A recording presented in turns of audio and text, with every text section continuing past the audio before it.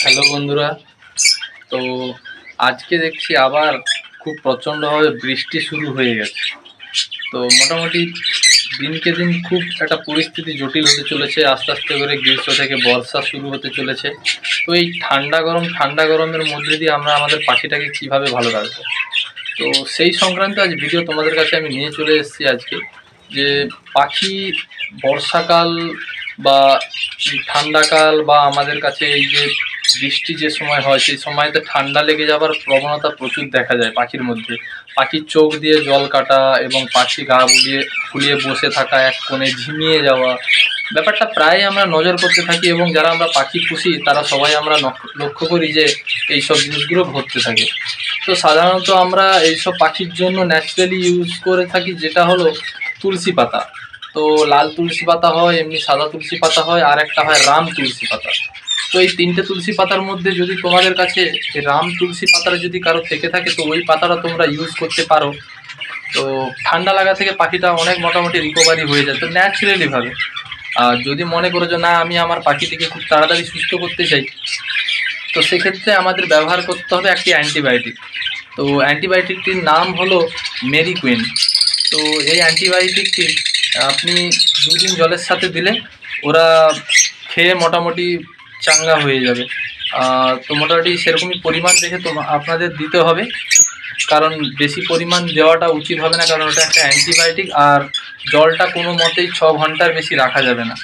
তো সেই ক্ষেত্রে যাদের পাখি এই বর্ষাকালের মধ্যে খুব একটা স্যাঁতস্যাঁতে ঘরের মধ্যে থাকে বা ভালো একটা জায়গার মধ্যে ঠিক রাখা নেই সেট আপটা, তো তাদের ক্ষেত্রে বলবো আপনারা ভালো করে পাখির চারি সাইডটা তিরপল দিয়ে ভালো করে ঘিরে দেবেন। এবং দেখবেন যে কোনো রকমভাবে ঠান্ডা যে হাওয়াটা যেন ওর মধ্যে যেন না ঢুকতে পারে, এমনভাবে চেষ্টা করবেন যে ওটাকে প্রোটেক্ট করবার জন্য, যে ওদের জল ছিটকানি ভাবটা বা এই যে ঠান্ডা ঝুড়ো হাওয়াটা যেটা, এইগুলো চেষ্টা করবেন যাতে একটু কম ওদের গায়ে লাগে হাওয়াটা। কারণ ডাইরেক্ট হাওয়া লাগাটা ওরা সহ্য করতে পারে না, যেহেতু ওদের মানে স্ট্যামিনা শক্তি অনেকটাই কম। ওরা পাখি তো মানুষদের মতো নয়, ওদের খুব একটা বেশি স্ট্যামিনা থাকবে।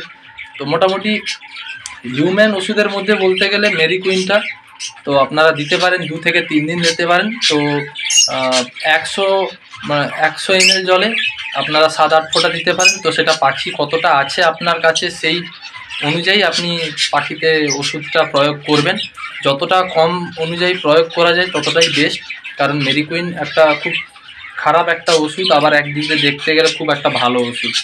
কারণ ওই ওষুধটা সত্যি কথা বলতে এক ধরনের অ্যান্টিবায়োটিক, আপনাদের প্রথমে বলেইছি। তো ওষুধটা খুবই ভালো এবং দেখতে গেলে খুবই খারাপ, কারণ আমরা হিউম্যান বডিতে ওই ওষুধগুলো লেগে থাকে।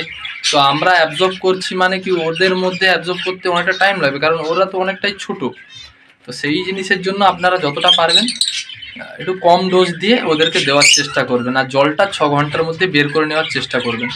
তো এত বর্ষা বৃষ্টি, আজকে যেহেতু বৃষ্টি নেমেছিল সকাল থেকেই, বা কাল রাত থেকেই বৃষ্টি নেমেছিল, তো সকাল পর্যন্ত হচ্ছিল, এতবেলা একটুখানি স্বস্তি দেখা দিয়েছে। আপনারা দেখুন, এই যে দেখতে পাবেন এখানে রেখেছি, কারণ খুব মারপিট করছে এরা, না হলে মারপিট করে পালক ছেড়ে ফেলবে।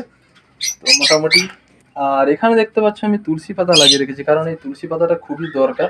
এখন যেহেতু ছোট গাছ, তো আমি একটু পরে দেবো। তো মোটামুটি সেট আপটা আমার দেখতে পাচ্ছ একদমই অফ সাইড মতো রেখেছি আমি।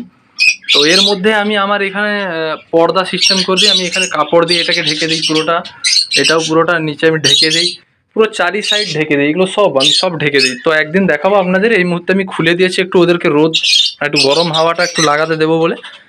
যেদিন আমি ঘেরবো জিনিসটা আপনাদের দেখাবো সেদিনটা, যে কিভাবে আমি এগুলোকে প্রোটেক্ট করে রাখি এবং ঘেরে দিই, যাতে করে একদম ডাইরেক্ট হাওয়াটা ওদের গায়ের মধ্যে যেন না লেগে উঠে, কারণ লেগে উঠে মানে ওরা সহ্য করতে পারবে না। তো দেখতে পাচ্ছেন এখানে এরাও কত সুন্দর ফিলিংসে বসে আছে এখনো পর্যন্ত।